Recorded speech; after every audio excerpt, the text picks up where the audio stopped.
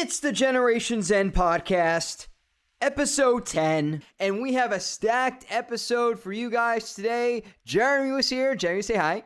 What's up? How's it going? Sean was here. What's up, Sean? Hey, guys. Tom was here. What's up, Tom? That's me! And Tom's friend Amanda was here. What's going on, Amanda? What's up? And in this episode, we interviewed Bill. He's the owner of a small business on Long Island called Long Island Toy and Game. And for me especially, I'm a big fan of the toy industry, and I'm so glad you guys were able to come on. What'd you guys think of this episode? It was so interesting to see like small business owners and like how they're affected by all these larger businesses, and you don't really think about it much until you actually talk to one. Yeah, I think it was really cool to learn more about the toy industry and also learn about how they rely on the supplier and they rely on different chains of business that I don't think I really knew anything about because I've never talked to anyone who owns a small toy business. I was a huge fan of learning about all the whole collector world and what makes like a toy valuable and just the whole side of making too many toys. It was such an interesting topic. It's a great listen. That you guys are going to enjoy this episode a lot. Yeah, I definitely thought it was really cool because his store is literally just 5 minutes from me. And so I visited before and I've seen it, but just to kind of learn more about it and just to support local businesses, I feel like is really cool. So yeah, it's definitely an interesting conversation. Support your local businesses during this time because they're struggling.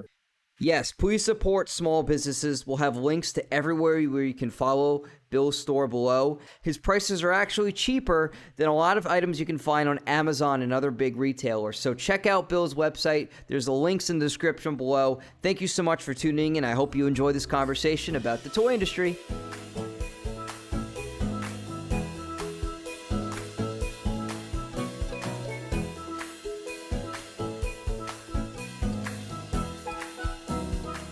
Bill, thanks so much for joining us in the show. This is really exciting to meet a independent toy store owner. And I love toys so much, and everyone here has a special connection with toys. So if you don't mind me starting off the show first, how did you get to the toy industry, and describe us a little bit about your store? Obviously, as a kid, I loved my toys. And being 50 years old, there wasn't much besides toys to play with as a child. But for professionally, I worked in IT for a little over 20 years, and it was going to be my retirement plan. I figured, I'll retire and open up a store, and if it does well, it does well. If it doesn't do well, it doesn't, no big deal, because I will have saved up a nest egg, and it'll just be to keep me busy. But then the last IT job I had with Associated Press, I got laid off in 2009, and I was just sick of getting laid off every 3 or 4 years. I hate interviews. I didn't want to deal with it anymore. I was sick of the corporate environment. So I decided to give my retirement plan an early shot. Oh, wow. So they actually, I guess you didn't have a stable job. It was always just moving around. Yeah, IT was, I don't know. I don't think it is right now, but for a good 10 years, it was a terrible field. You couldn't keep a job. They would just lay you off and hire somebody cheaper and go through the interview process all over again and get a new job that paid less than the one you just left. Yeah, get a few raises, get laid off. They hire somebody right out of college for a lot less. It was just a never-ending cycle. Yeah, my dad did IT for a number of years around the same time, and he had the same experience. He would get a job somewhere, he'd get laid off for someone who was fresh out of college that had more experience in terms of the newer programs and stuff like that people needed to work with. So, and people right out of college, they're like $25,000. Holy cow, that's a lot of money. Exactly. No, it's not. Not what you have Yeah. Not when you have a degree. It's not a whole lot. Yeah. So what made you want to start a toy store in particular? Was it just because you had such a passion for it growing up? I wanted to have some sort of store. I didn't know exactly what, but I had a pretty extensive collection myself. I was like, well, it's pretty much a ready-made store as far as inventory goes. Let's give it a shot, because I enjoy it, and I enjoy collectors and talking to collectors, and people just come in and chit-chat. And, if it's a good conversation, I enjoy the day, whether they buy something or not. So you've always been a collector. I mean, I didn't have enough to fill the store, but it wasn't bare either. And then, once I had the storefront, I was able to open up retail wholesale accounts, get new merchandise. What's like the biggest collection that you have of any set of products? Well, at this point, I've pretty much sold most of Uh, it. That's fair. It was probably Star Wars, because I don't think there's any other product line that had that much merchandise. I mean, not even G.I. Joe or Transformers had as much product as Star Wars did. Well, I mean, since we're actually on the topic of Star Wars, I guess we can ask that. I mean, what are your thoughts on the declining sales of Star Wars toys? I think, like I said, they just had too much product. Collectors, a vast majority of them are completionists, and it's pretty much nearly impossible to complete some of these lines. And stores can't carry everything. It could probably be pretty hard to start to complete your collection for the fact alone that you have every store has an exclusive toy, and True. every company is trying to get a license to make Star Wars toys. And even if you're not a collector, like just going in to buy a toy for yourself or for somebody else, when there is that much product, it's overwhelming. People don't know what to pick, and they just walk out with nothing. The thing about Hasbro that I have a big problem with him is like when they start seeing a declining of toys, what's the first thing they do? Oh, let's reboot the vintage collection, which is the same Luke Skywalker Tatooine figure that we've seen a bunch of times, just with a different paint scheme and, add a couple of points of articulation.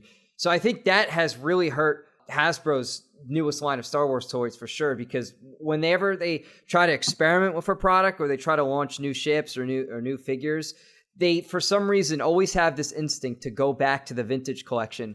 And I think one of the problems, too, that we're seeing, and Bill, you could probably add on to this since you seemed like you grew up with Star Wars back when it was, in its absolute prime, was Kenner, when they first started doing Star Wars toys, they realized that the waves that they needed to focus on were the 3 3/4 inch figures. But now we're seeing Hasbro starting doing this Black Series line, which is them. Basically, they have the 6-inch line, then they have the 3 3/4 inch line. Now they're having the 12-inch line. So there's too many lines for people to start collecting. Do you kind of agree with that? Yeah, I think so. I think you got several camps on this. You have people that just collect 3 3/4. You have people that just collect 6-inch. And you have people that collect both. And I don't think anybody collects the 12-inch, at least not from Hasbro, because the detail's just not there. They're very cheap looking. They're like the Titans heroes. I don't think they have any collectability at all. I think that's just for little kids to play with, which is not really where the money is for that line. I think they should do what Playmates did in the late 80s and early 90s with their Star Trek toys. They were all numbered with a little gold foil sticker on the package and a number printed on the bottom of the foot. I mean, collectors really like that. Yeah, that makes it easier for collectors, which makes it more profitable for them because collectors are a large portion of their buyer base. So, and if you're lucky enough to get one that's numbered like 500 or under, it'd be like, that's always more desirable than one that's labeled 10,000. The mold's fresher. There's like no downside to actually numbering your products then. And going back to the retro thing you mentioned a few minutes ago, I don't know how most people feel, but I feel they're ripping the customer off because they're charging nearly, if not exactly, the same price as they are for their new stuff. But there's no R&D cost. There's no tool and die cost. There's no, the packaging has already been designed. It doesn't cost anything to put a different color of paint on it. It should be offered for a lot less money. The 3 3/4 inch line has gotten so much more expensive.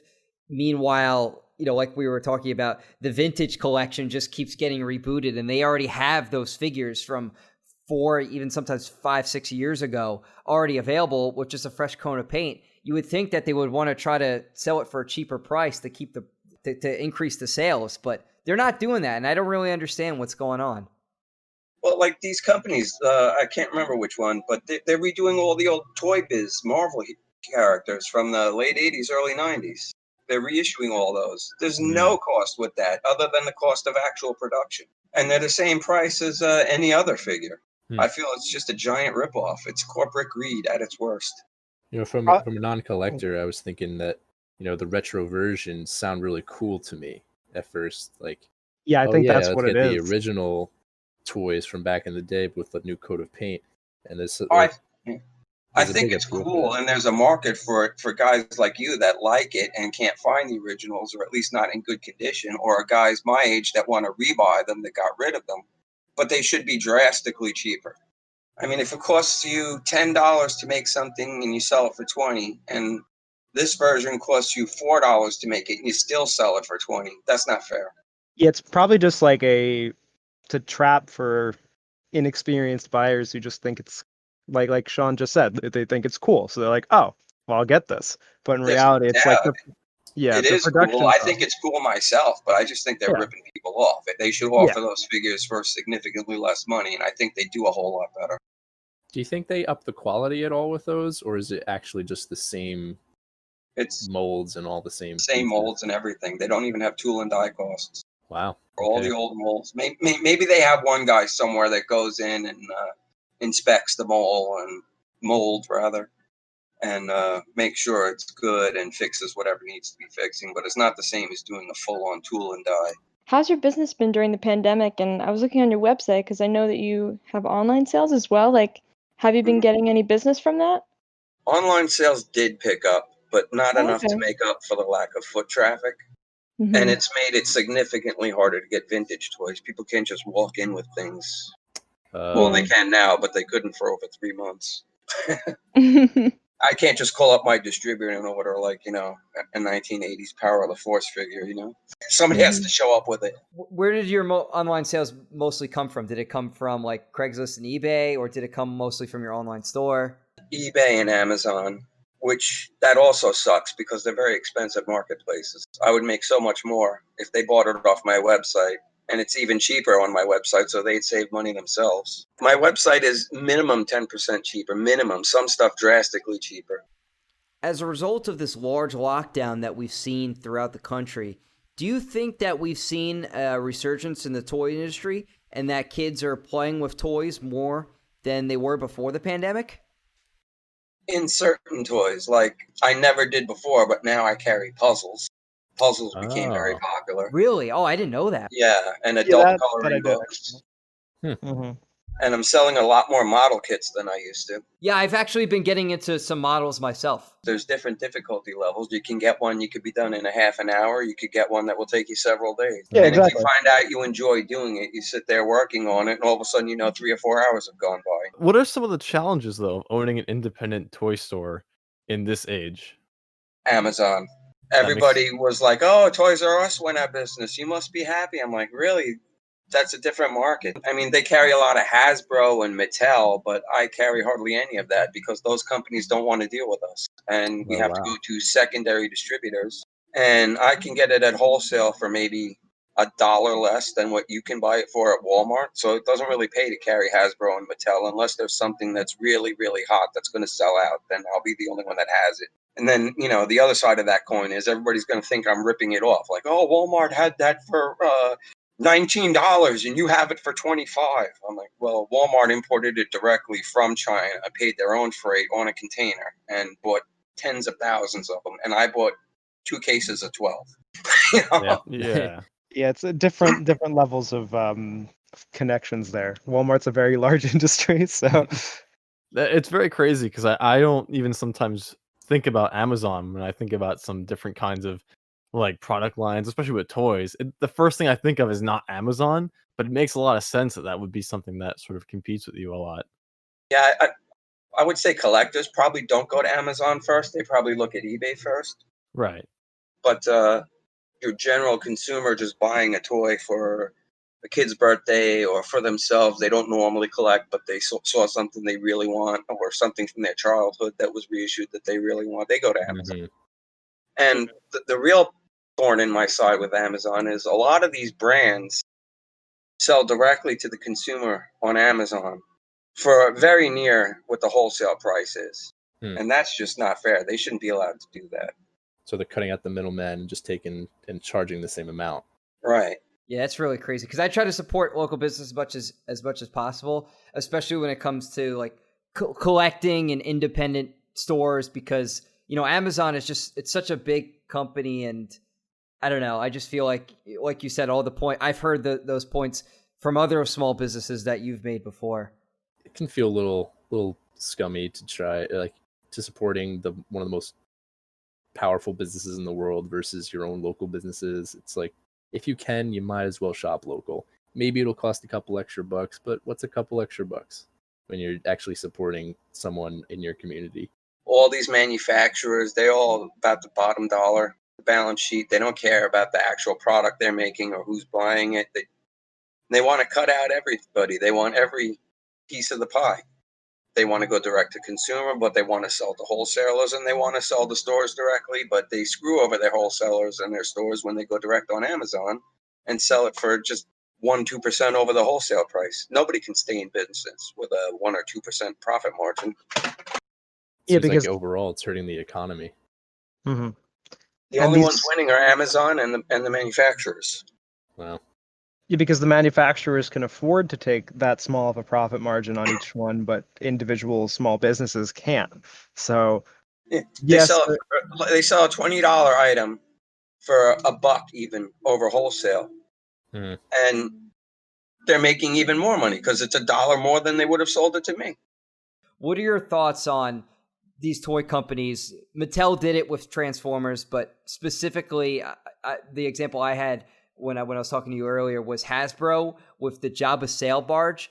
Me personally, I don't think that any major toy company with that much money should be able to, or should have any reason to crowdfund for a toy. They should be able to put it on the shelves and determine if the market wants to buy it or not. I don't understand why it was necessary for them to charge people $500 and have them wait for this thing to be made instead of it just being on shelves and saying, this is how much it costs. If you want it, you go home with it. If not, then you don't buy it. I just, the whole crowdfunding of these massive toys that people have been asking for forever, like the Jabba sail barge, that was like one of the kids' dream toys back in the vintage collection in the Return to the Jedi line in the 80s. And when Hasbro finally started to make it, they're like, oh, well, it's going to be a crowdfunding exclusive. And now, if you want to get one, too bad, because they don't make it anymore because it was only available for crowdfunding.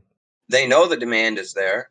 They know, based on their own experience, having been in the business for 100 years or whatever it is, what percentage of the people that want something will actually buy it. So there's not a lot of unknown for them, and they're just passing off all the R&D.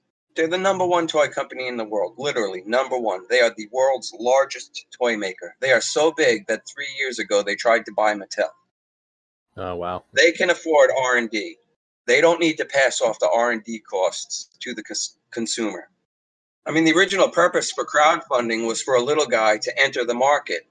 Like, I got this great idea. I just don't have the money to fund it. Let me try crowdsourcing. And then, Right. a lot of your risk is mitigated at that point. And then you make it and you deliver it. And hopefully you can become a regular maker of toys or whatever it is that you're crowdfunding and start a legitimate business. It wasn't for these corporate behemoths to pass off costs and make even more money. Right. It's kind of infuriating sometimes when you see that, and there are people who legitimately have good ideas and want to get like money for funding, and then there's big guys just taking advantage of it. yeah, people's And shame fun. on Kickstarter and those places for not preventing these big companies from doing those sort of things. That's Because true. then on top of it, they're cutting out the toy stores. Instead of people wanting to go to a toy store and potentially walking away with the item, now you're locking it behind only the most hardcore collectors are going to buy it. And them just locking off a toy only for crowdfunding for a limited amount of time is horrible. And to top it all off, it wasn't even available for the international market. So the international market, all of those Star Wars fans in Australia were not able to buy the sail barge, even if they wanted to, because Hasbro refused to ship it to them, which is insanity. And they don't even realize it, but they're hurting their own sales. There's no impulse buying with something like that. If they walked into the store to buy that, maybe they would get a couple of Jawas to go with it or some other Star Wars figure to go with it Yeah. while they're there. But in this case, no, it's just a one sale and that's it, one and done. I guess maybe one thing to thinking is, if people basically pre-order it, we can make exactly this many toys and not have to worry about overstock. And then maybe they're trying to jumpstart the after sale price. So maybe they want their toys to, reach $1,000 because they're so hard to get. I think that could that's be the something. reasoning they try and convince people, but it's not true because, like I said, they have decades of experience in this business. They know Yeah. what percentage of people that want something will put the money down and actually buy it. When you have decades and decades of sales history, you know exactly what that figure is, probably with a margin of error of only 1 or 2%. It's a new trend in the toy industry, and I personally can't stand it. I find it really grimy. Why do these companies like Hasbro, Mattel, whatever, they know that there's going to be a wave of figures that aren't going to sell. The Jar Jar Binks or a million Vaders or something. When there's like a key figure in the line that they know everyone wants, like Obi-Wan Kenobi and Clone Wars armor, and there's only a handful of them. Why does that happen? Why don't they just release the toys that they know they're going to want instead of flooding the pegs with characters and figures that aren't going to sell or people already have enough of? Well, when they're at the R&D phase, they don't know it's not going to sell. But by the time they've actually manufactured it, they have a pretty good idea. So say they made a bunch of these. They're already made, and now they know it's not going to sell. It's a case of 12 figures. The hottest one is going to be Darth Maul or whatever. So we'll put one of those in there. And we'll put 4 of the one that's not going to sell. And then 2 of all the others. So they're selling you plastic that you don't want just to get the one you do They're want. screwing over the stores intentionally to get rid of the stuff that they're going to be stuck with. They screw over the stores because now the stores, like if you go to Target, it's like there's a reason why the pegs are full of all these figures that aren't moving, and it's terrible. I just think that's such a bad practice. It would be one thing if the cases were evenly packed and at least it would be fair, but they're not. You get the figure they know for sure is going to sell and they want to keep limited. There's one in there. And then, like I said, there's 2 of all the others and then 4 of the crap one that they just need to dump. That way you have to order more cases of toys just to get a good amount of the one toy that you know is going to sell, because they only put one in there on purpose. That's really annoying. You guys familiar with Marvel Legends? The action figure, Marvel Legends, the 6-inch Marvel figures? I think so. I am not kidding you. It's maybe 8 years later? I still have about 40 Hawkeyes. Oh, wow. That's crazy. I bought 20 cases when that line came out that figure was in, because I had a lot of pre-sales from my website. This was before I even had the store. And I cannot give away these Hawkeyes. Not even at $8 free shipping. Nobody wants them. It's $20 figure. My cost on it was $14, so I'm willing to take a bath on it, and I still can't get rid of them. The saddest part is that no one wants to give Hawkeye some love. In a more positive note, what are your favorite licensed toys that are available for purchase on your store that you really like? I really like the old school stuff like Robotech, which is very hard to come by. There's very few companies making it right now. And I like Voltron, which Playmates was making, but I just literally bought the very last case last week. Can't get Voltron anymore. Any of the Japanese or Japanese-inspired robots. Actually, I have a question for you about collecting. What do you look for when you want to collect an item? Do you actually look for playability, even though it might be a shelf sitter? Do you look for just the way it's designed? What are some points? For me, it's all eye appeal. Does it look really cool? Do I want to put that on my shelf and look at it for a long time, or will I take it off the shelf and throw it in the closet after a month? Basically, buying a statue is what you prefer. Pretty much, because I'm 50 years old. I don't really play with my toys now. I don't either, and I'm 22. I like the collectability of it. In the collector world, though, does points of articulation matter in terms of collecting, or? I think it does, because people, even though it's going to be a statue, they want to pose it in a cool pose. Oh, it's true. Okay. Do you believe that the vintage toys from the 80s and 90s especially are better than the toys now? Because I feel like, I don't know if it's nostalgia or what, but I definitely think a lot of people think that the toys that we saw back in the day are better than the toys we're getting now. They didn't look as cool, and they weren't as articulated, but they required a lot more imagination, which is a good thing. I remember as a kid, I always wanted the ones with a bunch of, articulating arms and legs. If you just gave me a plastic figure that didn't move at all, I found a way to have fun with it. And I'll agree with that. I think the imagination factor is really important. It's the same thing with these Lego sets. Back in the 70s and even the 80s, they were pretty much just blocks. Required a lot of imagination to build something and pretend that it looked like it. I mean, now they have all these specific pieces just for that set, so it looks like an X-Wing fighter or whatever that would never work in any other set. And there's a lot less imagination involved. But how do you think that things like TV shows and video games and movies, how do you think these things influence the development of the popularity of toys in general? Everybody wants to license stuff, and that sells non-licensed things by, I couldn't even tell you how much. When you see a show or a movie and you really enjoyed it and you thought it was cool, You want to take a little piece of it home, a little action figure or a vehicle to put on your shelf and remind you of the movie you enjoyed so much. So that's why I think that's why they always were, are, and probably forever will be bestsellers. Right, because I know for me, like especially, I always go to Star Wars as the prime example of toys, because I remember watching, even the 2003 Clone Wars show on TV or whatever, and you just look in the back and you say, this character looks really cool. I'd love to buy a figure of that. And when they made a toy out of it, you immediately want it so you could put it in your collection and play with it. Yeah, like, for example, that show, The Orville. It's not at all what people expected it to be. It's like a straight up Star Trek type show and not a comedy. But I think whether you like it or not, the ship is really cool. And I was looking around, is anybody planning to make this ship? It's really cool looking. I haven't seen anything. I would love one for myself. It looked like a good show. I've been meaning to actually watch Star Trek first before I went into that, just to get. I think it has good ratings, but I think initially it did not, because everybody thought it was going to be a Star Trek parody, and it wasn't. It was a straight up homage to Star Trek. Oh, really? I thought it was. I also thought it was just going to be a parody of it. It has its humorous moments, but not very many. It's pretty much a Star Trek ripoff. Oh, okay. Have you seen the show, The Toys That Made Us? And if you have, what are your thoughts on it? I absolutely loved that show, and I hope they do another season. It gives me a lot of ideas about the vintage toys and get some information that I didn't already know. I thought the most interesting one actually was either the Hello Kitty one or the G.I. Joe one. The G.I. Joe one was really good. Tying in the comic books to the toys to the TV show and how the multimedia empire of the toy industry works. I thought that was so fascinating. They were all really good.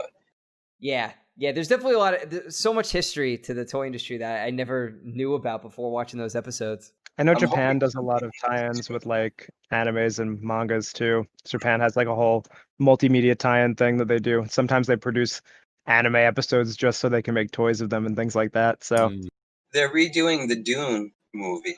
Hopefully they get it right this time, and hopefully they come out with some really cool toys for it. I don't know if you ever read the book or not, but the book is fantastic.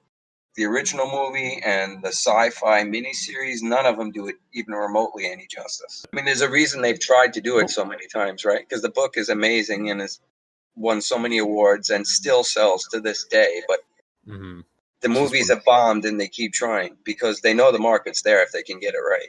It's just one of those things that they know the people want it, but they just can't seem to do it justice.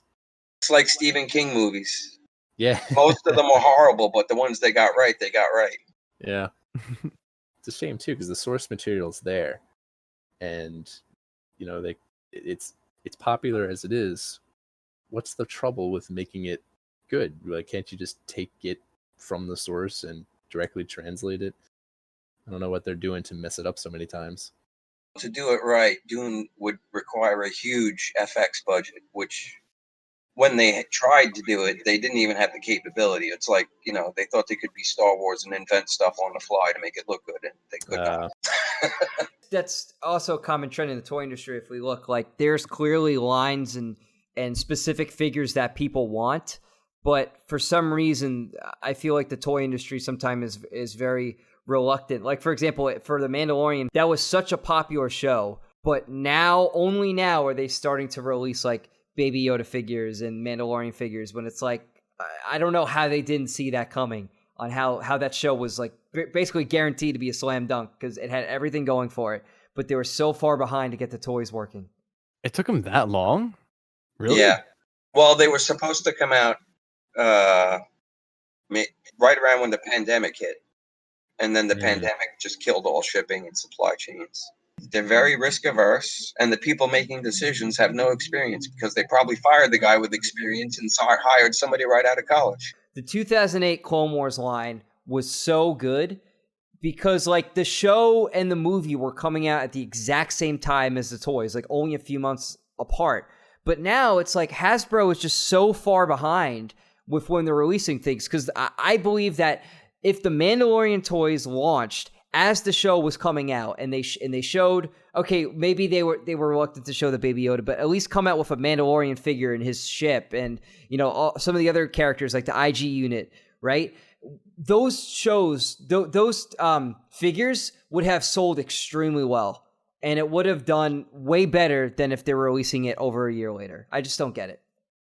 Yeah. Well, in 1977, 1978, Kenner put the figures out in conjunction with the Star Wars movie.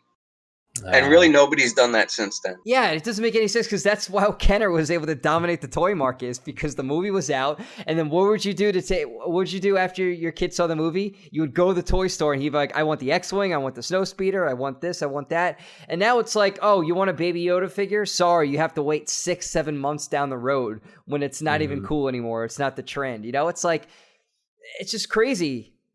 Instead of following the model that clearly worked, they just decided to buy that company and absorb them. Yeah, that's exactly what Hasbro did. Is they bought all these small toy companies and they're just absorbing them up. And you would think that with all the resources they have at their disposal, they'd be able to make the figures 10 times faster and launch them out. But no, Kenner, which was a small company out of Cincinnati, Ohio, was delivering more rapid production than Hasbro now. It makes no sense to me. Well, I think McFarlane is your best bet now. He's like Kenner of the 70s, 80s. He's got Cyberpunk figures launching now, and the game's not even out yet. Yes, he does. Oh my god, That's smart. He does, and he also the Halo figures are very well made. And he's a very cool guy. I've spoken with him several times. Oh, have you? What's he like? He's super like a regular guy. Last time I saw him was at Toy Fair in Manhattan in February. Oh, He took like 10 minutes out of his time to talk to me. First time I met him, I was like, I don't know, when did he do that famous Spider-Man cover? Like 84 or something? something like that, yeah. Yeah, so I was like 14 years old, and I met him at my local comic book shop. And he was pretty cool back then, too. And he's still the same down-to-earth guy. Wow, that's so cool that he didn't lose sight of what made him so successful. What's it like going to the Toy Fair in New York City? Great time. I've gone every year. You get to see what's coming out. I make new connections with vendors and wholesalers and distributors and the actual companies themselves. Like I said, I met Todd McFarlane again there. As someone who loves toys, and that's why I started this business. It's like my mecca. Oh, sure. Yeah, exactly. I mean, you see everything from, and I feel like it's a good way to network, right? Like kind of the same thing in my industry. Like we have like a video trade show every year where people connect and meet the vendors and stuff. That's kind of the same way how it is in the toy industry, I assume. Yeah, I'm always looking for new suppliers and other people in my industry to network with and like combine our buying power. Because some people, the price does matter with how much you buy, but a lot of them it doesn't. A lot of them are very fair to the small stores. I pay the same amount of money that say Toys R Us would if they were still in business. So, talking more about your store, though, what are some of your favorite moments you've had while owning the store? Well, a couple of years ago, they actually filmed a little independent movie here called Three Doors from Paradise that was shown at Cannes Film Festival. That was pretty cool. I saw that trailer. Yeah, it was it was an interesting movie. Did they actually film in your store, or did they film in your area? Inside my store, I actually Wow. appeared in the movie. Oh, that's awesome. That's really cool. Too bad it didn't get a mainstream release and give me a little more exposure. Nobody that went to Cannes is coming here to buy toys, I don't think. Do you get like satisfaction out of just talking to people about toys in the industry or like pop culture and stuff? Is that one of your favorite things too? Yeah, I like just talking to people that walk in the door, whether they buy something or not. I always appreciate a good conversation. It's a lot more of a social job than, say, working in an IT desk, for sure. No, now I just sit behind a desk and a counter all day. Actually, no, that's not true. There's so much work with owning a business. People have no idea. Especially if you're very small and can't afford to hire people to do things that bigger companies would. I do all the Right. books. I do all the ordering. I do all the bill paying. I do all the stocking and the cleaning and everything else. Website. Literally a one-man show. Yeah, except for the one day a week my wife is here to help me. But pretty much what we do is watch Netflix when she's here. So also I wanted to ask what was kind of your inspiration for opening up the store, of course, other than collecting toys, but also like choosing that location as well. I was curious. Actually, I couldn't pass up the rent. It was so cheap over here. Mm-hmm. Oh, And the landlord Smart. was like, You sure you want to take this spot? It's in the back. They won't see you from the street. You won't get a lot of walk-in business. I said, I do enough business online to cover the rent here, so that's not really a problem. This will just be extra. And So the it's a online way for business me to acquire merchandise. Like people walk in with the coolest things looking to sell them. I'm like, yeah. And then also people walk in with garbage. I'm like, no, sorry. So I guess even besides the pandemic, the online sales do pretty well. They picked up. Not enough to make up for the lack of walk-in, but they picked up. Yeah. But the worst part of the pandemic was I really had no source for vintage toys. Okay, so you mentioned garbage that no one wants. The answer is Beanie Babies. That's what they were always trying to sell me. I wanted to ask you this. Pop vinyls. I hate pop vinyls. What are your thoughts on pop vinyls, and do people try to sell you them constantly to you? Yeah, there's a lot of answers for that question. The market is absolutely flooded with that stuff. You can literally buy them at 7-Eleven. And yeah, people try and sell them. And they come in here looking for them. I'm like, no, I don't carry it. There are literally thousands of pops. I don't understand the appeal of it. Me neither. I mean, I could see if it was limited and they were hard to come by. Yeah. I mean, some of them are kind of cute, but you know, they come out with the Golden Girls. Like, really? The Golden Girls? Yeah, I personally cannot stand pop vinyls. I think that when they first came out, I thought they were kind of cool. But now it's just like they're so soulless. They're artificially marketed up in terms of rarability for some of these lines. And correct me if I'm wrong, but I've heard other people in the toy industry, you know, from a YouTube channel called Retro Blasting. He mentioned that at his local toy store, there are people who literally have wheelbarrows full of pop vinyls, and the toy store owners just don't want them. Is that true? Yeah. You want to hear something I find utterly hilarious? Yes, please tell it. You know that history show Vikings that just ended? Yes. Mm-hmm. I had them on eBay for about $12 a pop, and I couldn't give them away. And that was with free shipping. They were up there for about 4 years, I'm going to say. And then I just happened to look around on eBay and saw that they were all vaulted and going for $100+. So I jacked the price up on all of them. The cheapest one was $65. The most expensive one was $120. And I sold them all in 2 days. Oh my God. Wow. Meanwhile, last That's week, insane. they all could have bought them for $12. That's crazy. Sometimes if the price is too good to be true, it's really not. The owner just doesn't know. But Bill, why does the toy industry do this? They put out crap that to most people see through this and they're like, no one's going to buy that, but they still try to sell it anyway. Why does the toy industry try to push products that are clearly going to be unpopular from the beginning? There's two reasons. Number one, the idiots making decisions are idiots and genuinely don't know. And number two, make as many of them as you can for as cheap as you can and make us as much money as we can.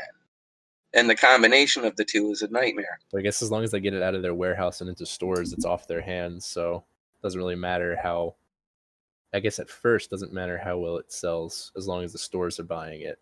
Yeah, plus like I mean, Harris Road doesn't care that I have 40 Hawkeyes sitting here. They could care less. They just care that they sold them. Yeah, because they made their money by selling it to you. Yeah. yeah, and like you said before, they can use it to fill up the boxes you order of supplies. You know, so you don't get as much of the good toys. Yep. They make more money off you that way. And then it makes the line even more popular because everybody's searching for that one figure. I need that one figure to complete my Build-A-Figure. I remember that was famous from like the 2009, 2010 wave of Star Wars figures. They put a little droid piece in there, and it said, oh, if you buy all 8 figures in this line, even the figures you don't want, you'll have, you know, this special R2 unit that you can't normally find on store shelves. And they would make you buy like the background characters in Jabba's palace that nobody wants. I know I've seen. Surprised they didn't come out with a stiff-armed Fire First Greedo. They would have included the most important piece of the Build-A-Figure in that one, I'm sure. Yeah. Stiff-arm firing lever action.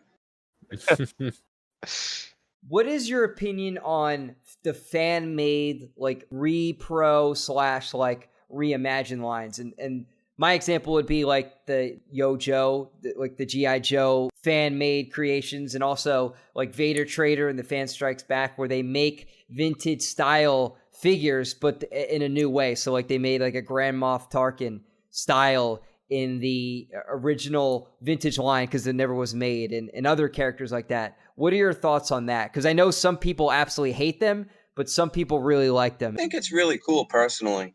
And that's a relatively recent thing. I mean, a lot of these guys are 3D printing things, and that technology didn't exist 10 years ago, at least not an affordable version of it. And just like the customizations and everything, I think it's bringing creativity to a line of toys that doesn't have any. Actually, a cousin of mine, he's pretty big into 3D printing, and he's also into like retro Transformers. And there's a lot of people who would scan the original, like very expensive toys. I know, like one of the huge Optimus Primes 3D prints his own versions of them. So he actually hasn't bought a Transformers toy in a while because he can just make his own. Do they come out that good? It comes out really, really good. Though depends on the quality of the scan and how much effort you put into designing the pieces. But if you design all the pieces properly and you have a good 3D printer, it comes out better than some of the original toys. Some of these new 3D printers do a really good job. Yeah. But they're also very expensive. They are. It's definitely more expensive to get a 3D printer than it would be to buy the toy. But you can't buy the $200 3D printer and expect it to look like what you're getting from Hasbro. But some of those expensive ones can do it. But you also have to buy the plastic coils that you use to actually print with the 3D printer. Those are actually pretty cheap, though. They're not too bad. Oh, they aren't? Okay. You can get a giant box of coils for a pretty low amount of money. Oh. I wonder what the electricity usage is. That's got to be pretty high. I'm not sure, actually. That's a good question. It's like running in an oven for 16 hours or whatever it takes to print it. Yeah, it depends on the item. If it's like a bigger thing, you're using up a lot of energy, I can imagine. Sometimes your printer's going off for, could be 16, like you said, 16 hours straight. I wonder what that looks like in the total of a year, how much energy you've used. I wonder what the carbon footprint is on that, huh? For some reason, the collector community is very anti-repro, or like, oh, this isn't the original figure from the 70s. This isn't good enough. But it's like, okay, not everyone can have access to this. And the fact that they're making like style figures in that way that you will never see from a modern toy company, I think is really cool. Every single community has its purists. Do you deal with that a lot when people come to your store? You have the purists? Once in a while, not too much. I guess I can see people having a problem with it because it's like they see it as a knockoff, and I think they're viewing it the wrong way. It's not a knockoff; it's just a fan-made alternative. Collecting is for your own personal enjoyment. Whatever you enjoy is okay for you. If somebody else doesn't like it, then they don't have to collect it. Exactly. But they shouldn't tell you what you can and can't collect. Yeah, if that's the purists really well don't said. want the recreation, then they don't have to get it. But the people who just want the figure on their shelf to look at, even if it's not the original, they just like the way it looks. Why can't they get it? Yeah, it's a different market. Yeah, for sure. So many people are just like that. Like, oh yeah, this isn't the original figure that I had. You can't collect this, or oh, the modern day toys aren't as good. You can't collect this. But if you like something, collect it. For somebody who likes G.I. Joe and is a real collector, but has your average American job and can't afford to buy the USS flag, but his friend 3D prints him one over a matter of 6 months or whatever the hell that would take. Cool. Yeah, for sure. And then I've seen people do like really cool modifications to the flag, like that YouTuber Retro Blasting. He modded his flag where he had it actually like stand up correctly, and he did some modifications to the bottom of it where you can actually store some of the ships and stuff underneath the flag. So I think that stuff is really cool. But I don't know, if you want to do some modifications to it to make it like more modern and better, and you're not like damaging it or whatever, it's yours. Like, do whatever you want with it, in my opinion. With the flag, for a G.I. Joe collector, that's the grail. When it came out, it was very expensive. When it came out, it was very limited because it took up a lot of shelf space and not many got ordered. And that thing has just continued to increase and increase in value. Do you know right now, if you have one with the box, that thing's $1,500? Yes, I've heard that. I did not know that. That's a lot of money. Not a lot of collectors can drop 1,500, and if they can, they're probably single. And what's funny about that too is like so many of the pieces from the flag are like a little piece here is missing, a little piece there is missing. If you have a complete flag with the box, you're considered to be like one of the greatest toy collectors out there right now. It's crazy. Yeah, it's 1,500. Just the box alone, if it's in really nice shape, is $400 for an empty box. Wow. Right. It's amazing that what the market's doing to the toy industry for retro toys. It's really crazy.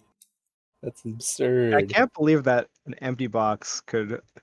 The profit on selling an empty box for that much must be insane in terms of the production cost. I think that must be wild. Just if you Well, do the most math people for it. threw it away, right? And they Yeah. really didn't make that many of them. Like the big toy stores of the day, I guess were Child World and Toys R Us. That box legitimately was 3 feet wide. They're not taking up a whole aisle just for the flag. Yeah.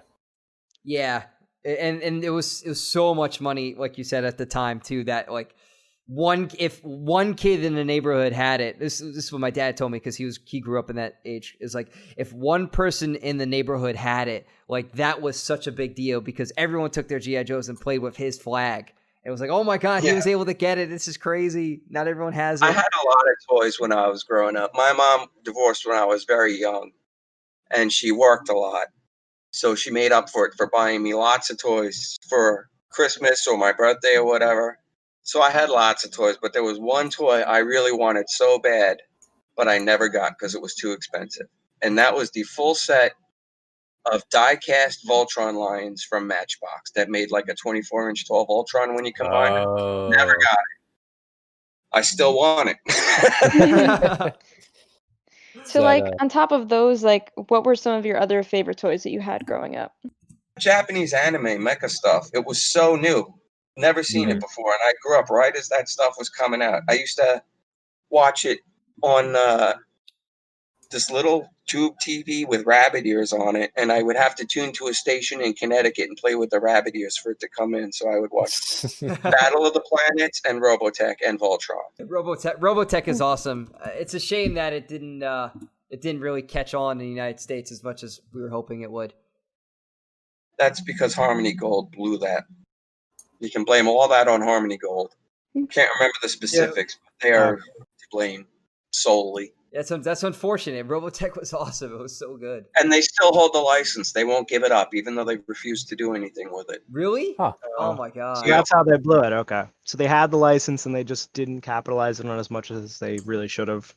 They don't use it at all. There's nothing. There are new series in the Robotech universe that have aired in Japan that never aired here. They won't do it. I don't know why.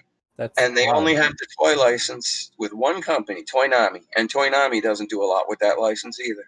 Well, cool, guys. Was there anything else that anyone wanted to ask or add on to? Because I think this was a really good conversation. And I Bill, thank you so much for coming on. And this was really fun. And I learned a lot about the toy industry that I didn't know before. I've learned so much today. I can't even think of another question to even ask. Get me some customers, fellas. Sure. Well, Bill, why don't you plug all your social media, your website, all that stuff? Where can people find you at? LI Toy Game is all you need to know. That's the website, that's the social, that's the email. We'll put it all in the description too. Yeah, cool. We'll put it all in the description because we definitely want people going to your store. And I know for a fact I will definitely be purchasing some of your stuff because I was looking at your website and there's definitely some cool stuff you see. And I see you're starting to sell some of the one-piece model kits. I'm definitely going to buy those. I don't think I have any left. Sorry. Oh, man. Oh, man. It's already out of stock. Dang it. All right, to Amazon we go. No. No, Bill, just wait well, for Bill, when you Everything Bandai has become much more of a pain in the neck to stock. Really? Oh, that's unfortunate because I was going to say, when you get Bandai stuff. They bought Bluefin Distribution last year, and they've corporatized them. And now they are much harder to deal with. Oh, That's a real shame. That's unfortunate. Because I was going to say, when you get more Bandai stuff, especially those one-piece model kits, I'd definitely buy it. I can get it, but I'm not buying it directly from Bluefin anymore. I'm going to a secondary distributor. So it costs me a little bit more money, but not dramatic. Okay. Bluefin has become very hard to deal with. It's almost like they're Hasbro now. Well, cool, guys. I think that's about it for this episode. I think, again, anyone have any final things to say? And Bill, we'll make sure that we have all your links in the description so people could check your stuff out. That's all from me. I'm just I'm happy. happy to be a part of it. I had a good time. I didn't know what to expect. Cool. I hadn't heard of, I've never watched a podcast in my life. I don't think there's a huge Gen Z crowd for podcasts. But It's growing. I tried Googling you guys. I saw iHeartRadio actually airs your podcasts, at least a few of them. Yeah, we're new. We started only a couple months ago as kind of like a hobby thing. That's something fun. So we're starting to become on the platforms now. Like we're on YouTube now. We're on Spotify, Apple Podcasts, iHeartRadio and stuff. It's a good start. You guys could end up with a History Channel show next year. You never know. Well, we appreciate that, Bill. Hopefully, we'll see. Or A&E or one of those guys. They're all the same parent company. Yeah, we'll see. Yeah, exactly. We'll see. Something to strive for. Anyway, thank you again. It was a pleasure talking to you. Thank you so much. Take care, guys.